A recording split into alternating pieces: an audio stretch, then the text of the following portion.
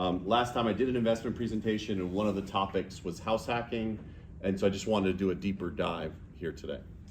What is house hacking? House hacking is simply a way to cut down on your living expenses simultaneously while building home equity. There are many ways to do this, and we'll discuss a few of them today. And I think I might have shared this slide last time. Mindset's everything, right? So I say this, my biggest hurdle at work every day now is people's psychology, right? We're in a very affluent area, and there are plenty of people who can buy homes.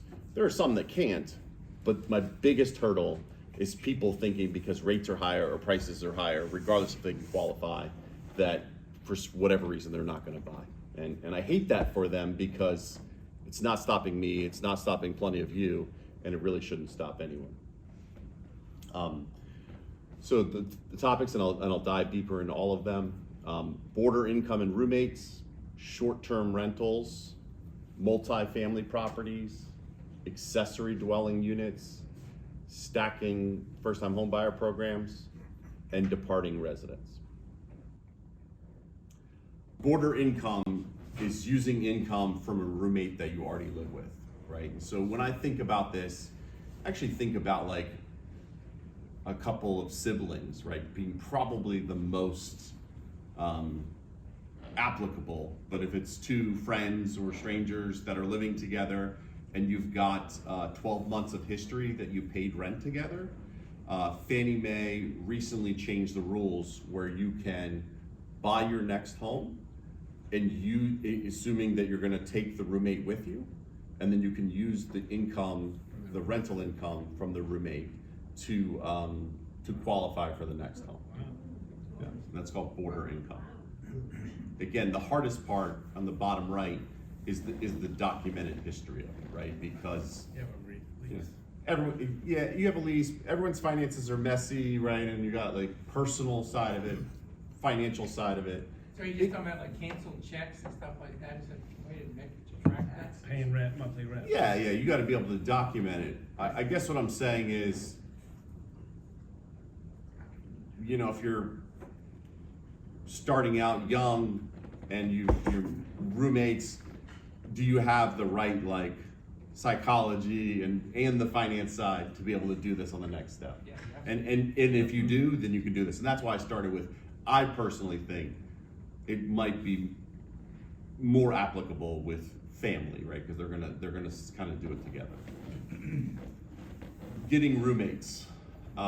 So if you qualify already, but you're just like scared of the payment or you don't want the payment, you can house hack by buying a home, right? If you buy a $500,000 townhome in Centerville and you don't like the $3,500 mortgage payment, but you want to rent the basement out for $1,500, then now you've got a net of $2,000, which is probably comparable to what you were paying for a one bedroom before, and now you're building equity, and you've got a big kitchen, and you've got a backyard for your dog, and so it's a way to just kind of get into the market.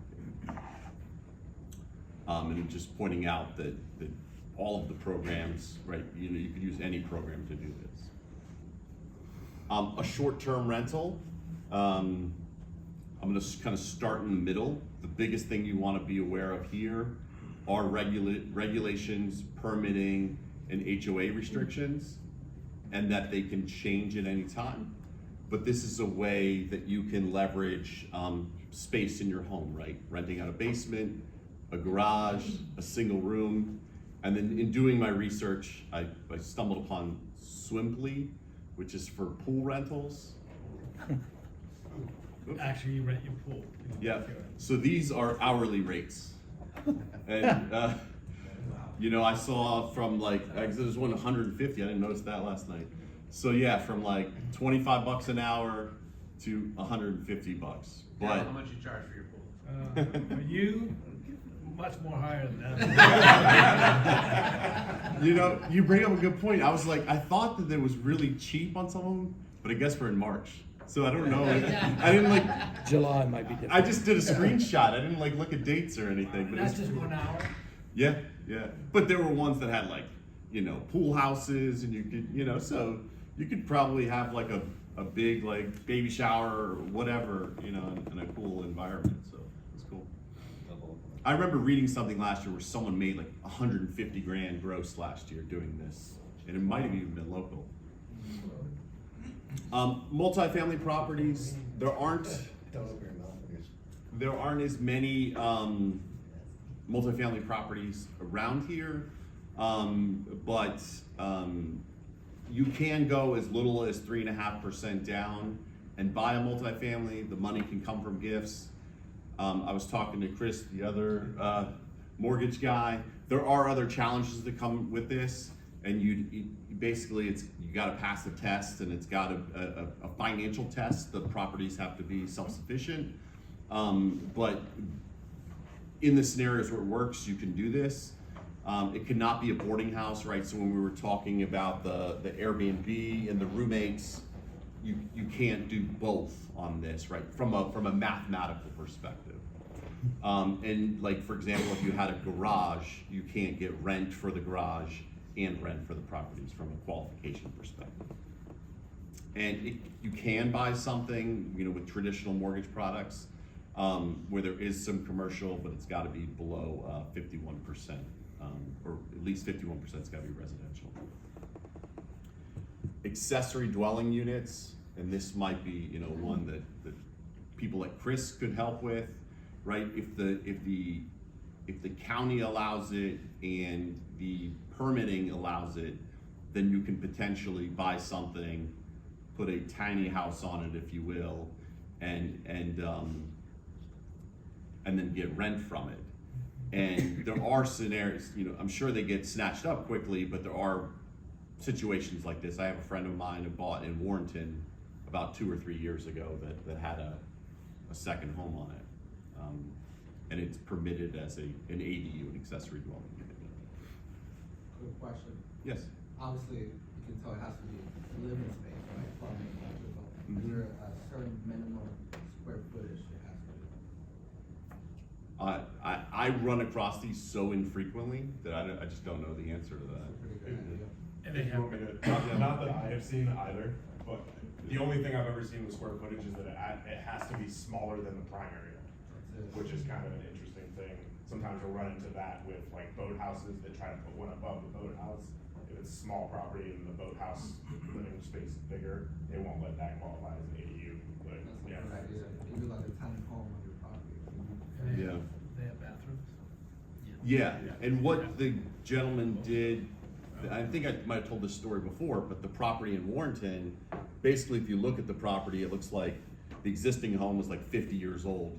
And if you look at the property history, someone about 10 years ago bought that little house, put a big house on it, turned the little house into a rental, and then 5 years later sold both at a premium. So, that's something to think about, right? Finding an older home, smaller home, bigger lot, and with the ability to do the permitting. Sold as separate, 2 separate sales or all One together? sale. And again, with an ADU, it's gotta be the right way.